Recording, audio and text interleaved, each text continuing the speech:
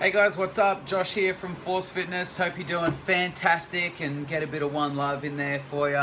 Another video for you today, guys. So this one came from one of the ladies at the gym, and she wanted to know particular exercises that would benefit certain areas. So I'm going to keep this really simple and give you guys the easiest way to know if you're doing any programs by yourself or working out at home to make sure you get a balanced program, okay?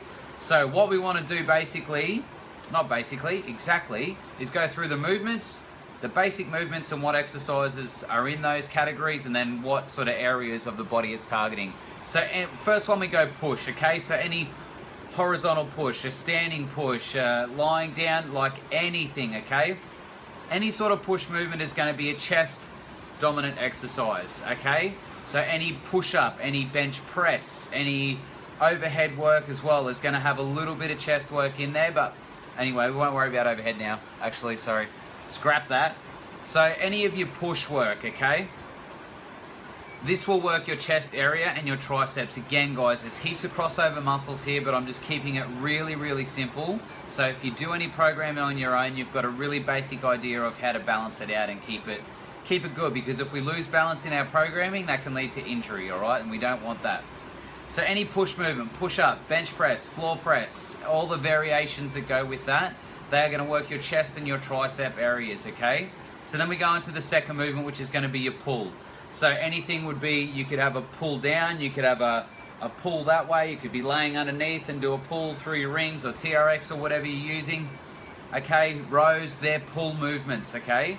This is going to work your back and bicep. Again, really basic structure, guys, and really basic understanding of how the body works. There's plenty of other areas that get used as well, but any pull movement you do where you'll go from in front and then the elbow back, or from up top and the elbow down, okay, pulling the weight down, it's going to work your back and your biceps. Again, really simple component to understand for programming, okay?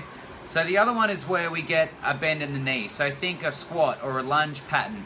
Any of those movements where the knee bends is going to work your quads, okay? Predominantly quad dominant, but we're still, again, there's going to be crossover into hamstrings and glutes. So you can do loads of step-ups, loads of lunges, and you're still going to get really good development through your glutes, okay? You can do very good deep squatting. You're still going to get good development through your glutes, but predominantly knee-based movements are going to be quad dominant exercises, okay? So any squat pattern, any lunge pattern that has good technique is going to be a more quad dominant exercise. So now we talk about a hip. So if we look at our hip hinge, okay, so without trying to stand up and knock a chair over and the table over, okay, think of a deadlift or a kettlebell swing or lying down doing a hip extension, okay? Those movements where your hips go back and then pop forward again, okay, hip hingement, all right, is going to be your posterior chain, all right? So basically from the back of your neck to the back of your knees. But obviously, different sort of movements are going to target the glutes a lot harder, okay? So an example would be a hip extension. You're not going to get too much work through your lumbar, your lower back, or your mid back even. You're going to drive a lot of that towards your glutes and into the cheek area, okay? So that's the other one with your hip stuff. So then we have to look at, again, balanced program. We need rotation work, okay? So anything where you come across the body and your trunk or the axis of your body will turn, okay? So you could have a hybrid exercise where you go for a side lunge and then rotate through like that, okay? You might have a backward lunge where you turn up and reach over your body, wood choppers, plate twists, any of those sort of things, anything on those torsionators where your body's rotating and turning on that axis, okay? Rotation work, very important as well. Okay, then we go into full body stuff. Burpees, squat press, again, like any of your hybrid exercises where you're combining 2, 3, maybe possibly 4 exercises together is targeting full body, okay?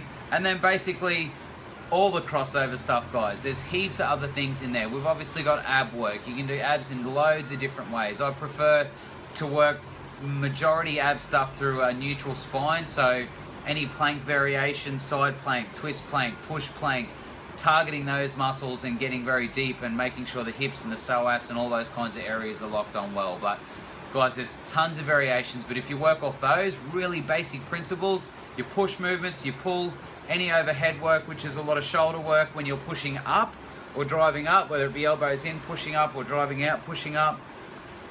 Knee flexion, squat or lunge patterning, hip flexion, kettlebell swing, deadlift, hip extension, those ones. Rotation work, full body, and then obviously all the things thrown together. So if you guys want to handle, you want to come and train at a place that sounds like fun and they have control and understanding over how their programming goes, click on the link and come down. Click on the link and register a call if you just want to have a chat. If you just want to come down and see the place or hang out and have a chat, whatever. All right? Any questions, guys, throw them up below and I'll get back at you as soon as I can. Thanks, guys.